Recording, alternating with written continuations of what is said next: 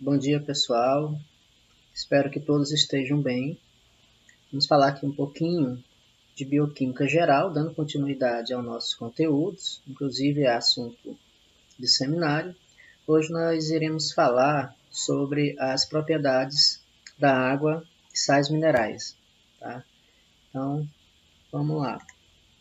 Vamos verificar primeiramente a composição dos seres vivos. E nesse aspecto, né, da composição dos seres vivos, nós temos aqui, substâncias inorgânicas. Bom, como representante dessas substâncias inorgânicas, água e sais minerais. O termo inorgânico significa em que o carbono ele não está presente na estrutura molecular principal. Tá? E a aula é referente hoje esse aspecto aqui, da água e sais minerais, né? Os componentes principais. Aqui nós temos os orgânicos, vamos falar em outro momento, em relação aos compostos que possuem o carbono em sua estrutura principal. Aqui nós temos carboidratos, lipídios, proteínas, vitaminas e ácidos nucleicos. Então, seguindo, aqui nós temos a composição dos seres vivos, a distribuição em formato de pizza. Então, nós observamos aqui a importância da água, né, como elemento principal, praticamente variando aqui de 75% a 85% só de água, e os outros elementos aqui em menor proporção, tá? Onde entra aqui sais minerais e os orgânicos, ok? Característica da água, pessoal. O primeiro aqui é polar, né? Bom, pessoal, o termo da polaridade, né, da água, a água é polar porque o hidrogênio, tá, tem uma eletronegatividade menor que o oxigênio, o que faz com que seja atraído pelo oxigênio a dispersão dos elétrons irregular. Tá? Então, é a característica aqui da água como polar. Solvente universal, dissolve todas as reações, participa de reações químicas, encontra-se em maior quantidade nos seres vivos, no meio intracelular. Tá? Substância mais abundante na célula, o protoplasma celular. O protoplasma celular também pode ser chamado de citossol. O termo protoplasma é onde fica mergulhado as organelas citoplasmáticas. Tá? A taxa de água ela pode variar de acordo com a atividade, a idade e a espécie. Né? Então, quanto maior a atividade metabólica, mais água vai gastar. A idade, quanto maior a idade, menos água. E a espécie, depende da espécie, a quantidade de água varia. Né? Então, por exemplo, uma espécie que tem muita água,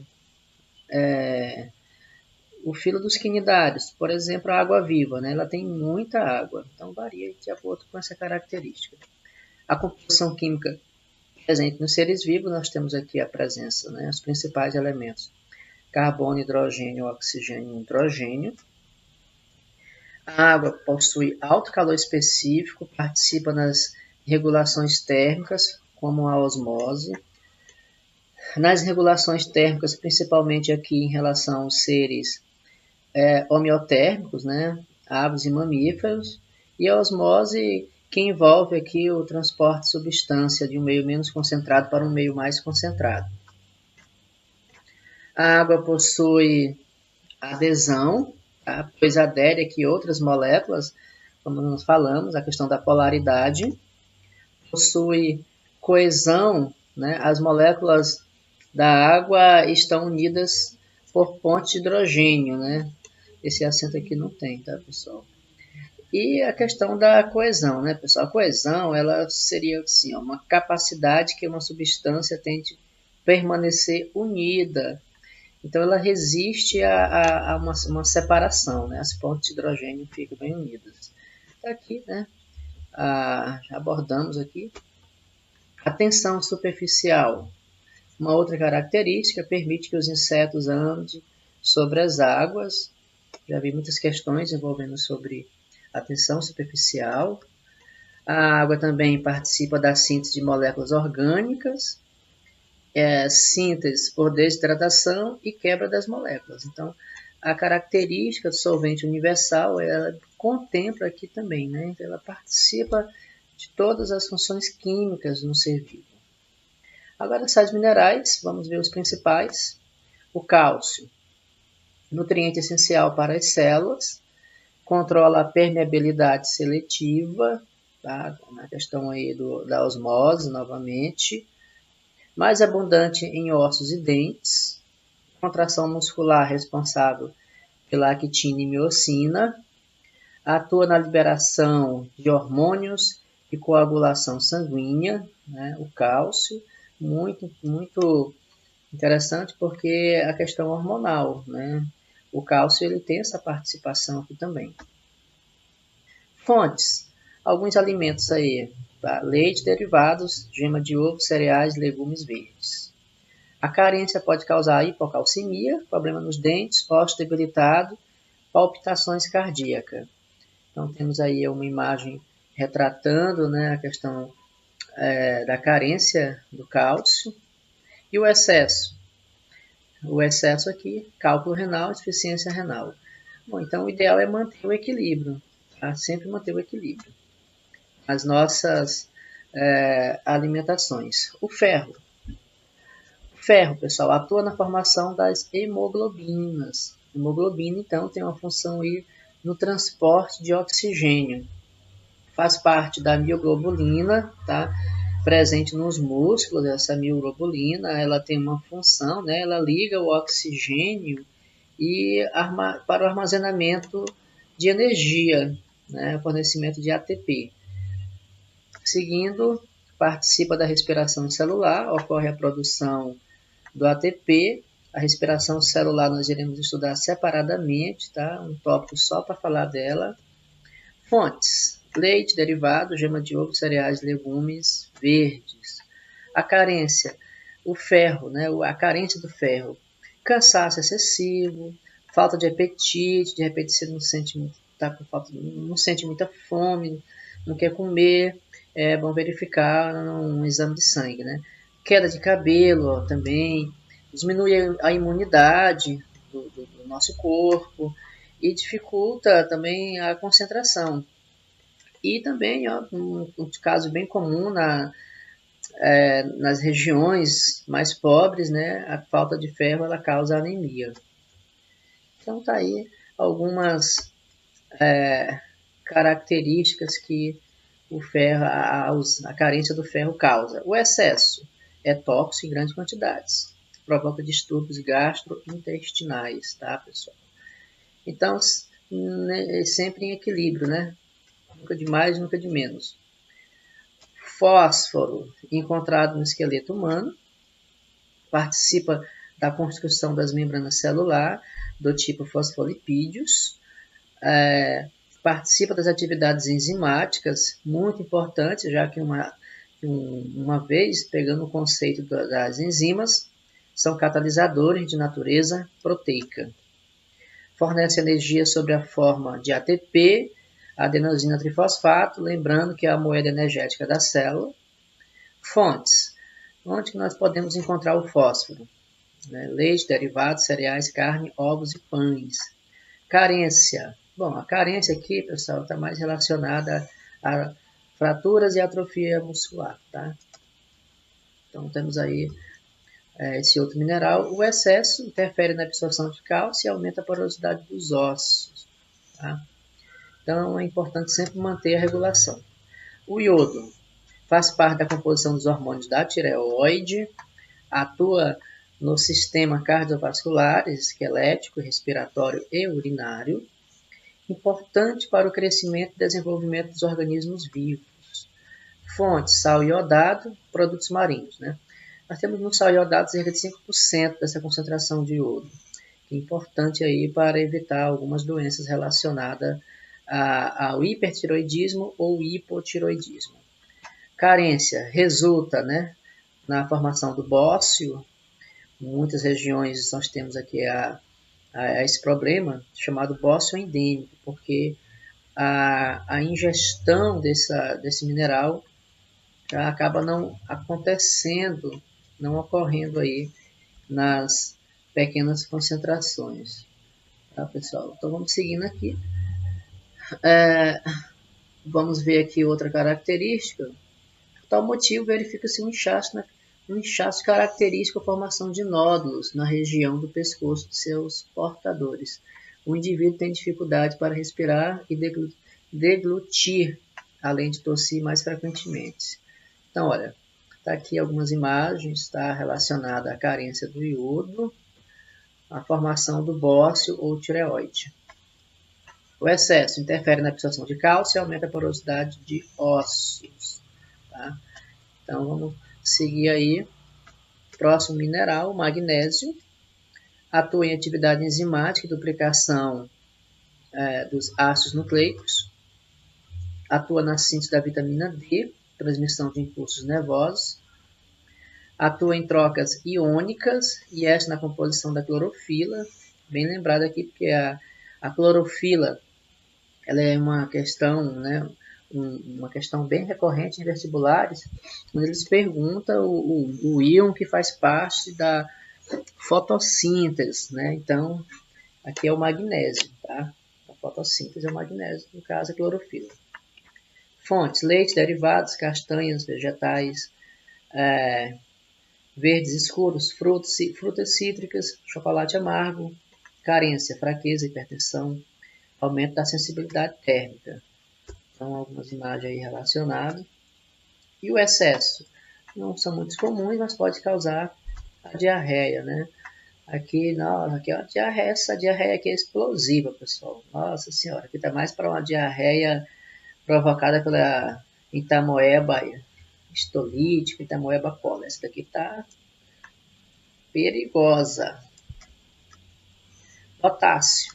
Potássio atua no funcionamento de células nervosas, a bomba de sódio e potássio, tá?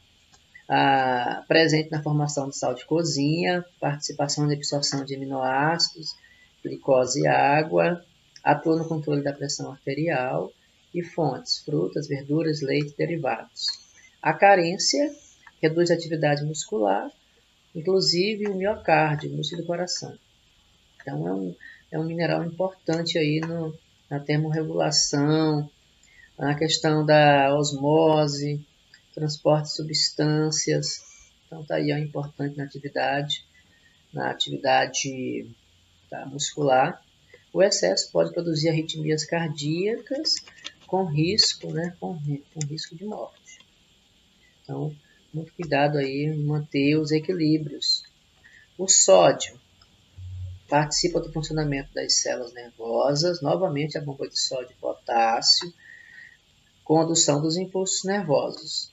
Participa da formação do sal de cozinha, absorção de aminoácidos, glicose e água, e atua no controle da pressão arterial.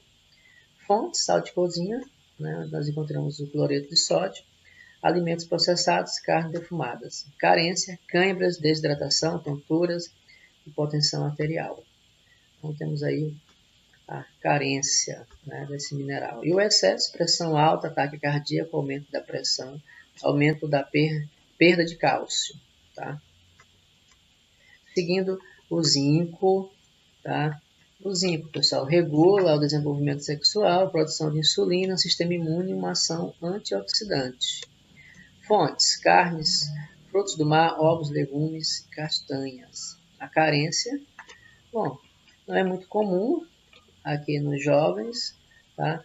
Mais frequente nos idosos, afeta o sistema imunológico, que é muito importante para a nossa defesa contra a ação de micro-organismos, algum tipo de corpo estranho, né?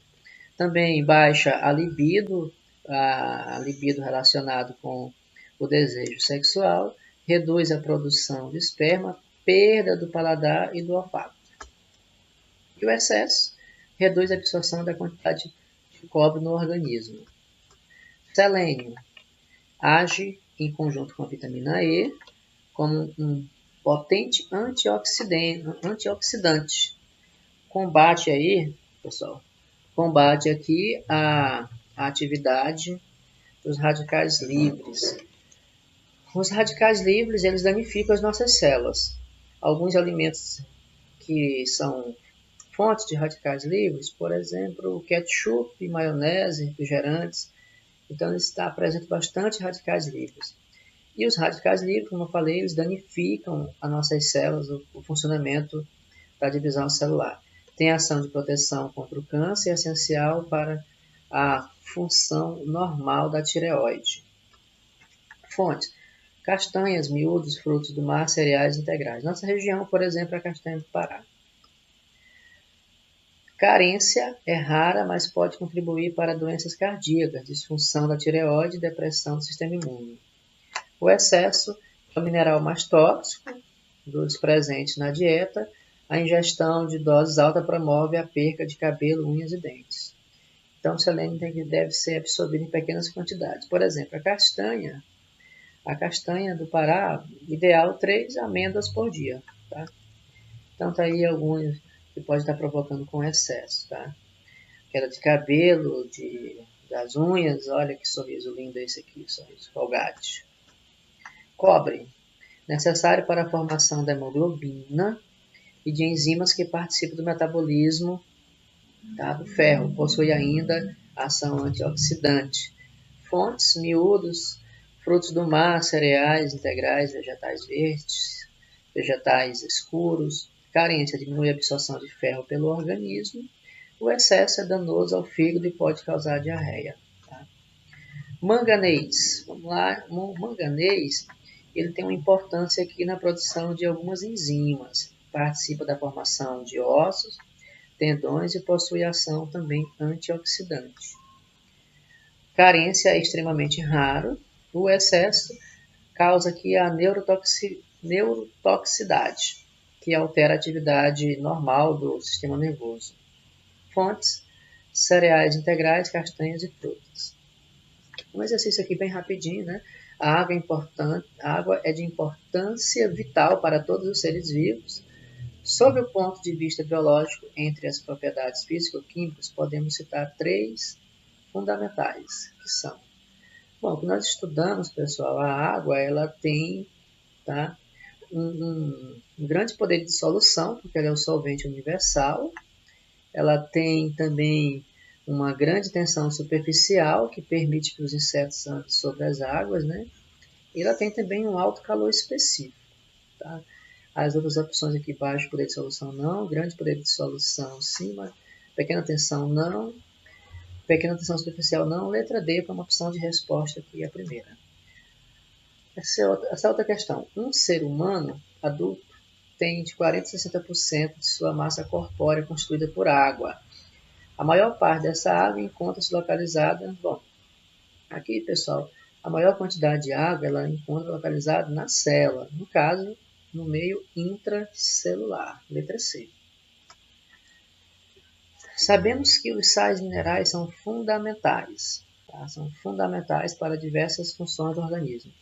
Analise as alternativas e marque o sal mineral que se caracteriza por ser o principal componente da hemoglobina.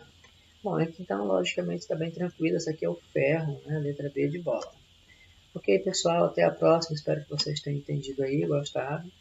É um vídeo bem simples, mas para nós darmos continuidade aos nossos conteúdos.